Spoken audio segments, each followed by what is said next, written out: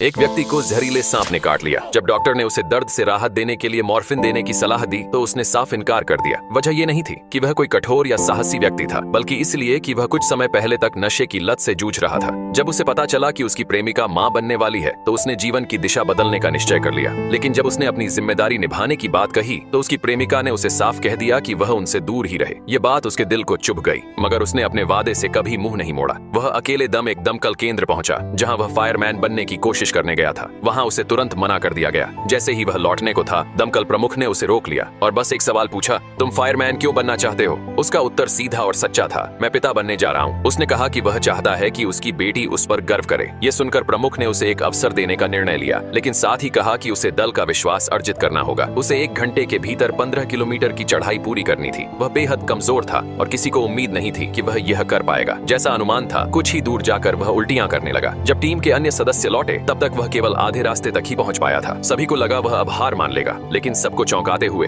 अंतिम समय पर वह लौटा और अपनी जेब से फोन निकालकर छोटी की तस्वीर दिखा दी। उसी क्षण उसे दल प्रमुख की स्वीकृति मिल गई। इसके बाद वह एक दुकान गया, नवजात शिशु की जरूरतों का सामान खरीदा और चुपचाप अपनी प्रेमिका के द्वार पर रखकर लौट गया। आने वाले दिनों में वह रोज कठिन अभ्यास करता और गुपचुप तरीके से भोजन भी पहुंचाता, लेकिन उसने कभी खुद संपर्क नहीं किया। धीरे धीरे उसके बदलाव साफ दिखाई देने लगे। ब्रैंडन की मेहनत रंग लाई। न केवल उसने अपने साथियों का सम्मान पाया, बल्कि उनकी फायर टीम को एक प्रतिष्ठित उपाधि भी मिली। एक दिन जब वह हमेशा की तरह कुछ सामान देने पहुंचा और चुपचाप लौटने ही वाला था, उसकी प्रेमिका ने उसे पुकारा। वह ब्रैंडन के इस बदलाव से अभिभूत थी और उसने उसे पूरे दिल से स्वीकार कर लिया। उसने ब्रैंडन से अपनी बेटी को गोद में लेने को कहा। ब्रैंडन बहुत भावुक हो गया, पर डर रहा था कि कहीं उसकी गंदी वर्दी शिशु के वस्त्रों को न खराब कर दे। उसकी प्रेमिका को इस बात की कोई परवाह नहीं थी। जब ब्रैंडन ने अपनी बेटी को बाहों में भरा तो वह अपने आंसुओं को रोक न सका। उसने दिल से अपनी गलती के लिए माफी मांगी। जब सब कुछ बेहतर होने लगा था, तभी एक भयानक हादसा हुआ। फायर ब्रिगेड को जंगल में लगी आग बुझाने बुलाया गया। ब्रैंडन को हवा की दिशा पर नजर रखने की जिम्मेदारी दी गई। सभी को लगा कि यह एक सामान्य कार्य है और हंसी खुशी विदा ली, ये सोचकर कि वे सब लौटेंगे। लेकिन किसी को पता नहीं था कि यह विदाई अंतिम होगी। ब्रैंडन जब पहाड़ी की चोटी पर पहुंचा तो उसने देखा कि हवा की दिशा अचानक बदल गई है और आग बहुत तेजी से टीम की ओर बढ़ रही है। उसने तुरंत सतर्क किया, लेकिन आग की गति का अनुमान गलत साबित हुआ। जब तक प्रमुख और दल समझ पाते, आग ने उनका मार्ग अवरुद्ध कर दिया था। प्रमुख ने सबको अपनी अग्नि ढालों का उपयोग करने का आदेश दिया। इसके बाद बस भाग्य ही उनका सहारा था। जब बचाव दल वहां पहुंचा तो 19 जले हुए शव मिले। यह समाचार सुनकर ब्रैंडन पूरी तरह टूट गया।